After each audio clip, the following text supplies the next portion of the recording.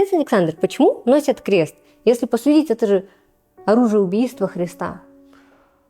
Дело в том, что у апостола Павла есть такая фраза: «Ибо слово погибающим о кресте юродство есть», то есть безумие. Для нас же спасаемых благодать Божия. Действительно, крест из символа позорной смерти, самой такой унизительной смерти, становится символом победы. Камень, которым пренебрегли строители, как говорит Христос сам, становится во главу угла.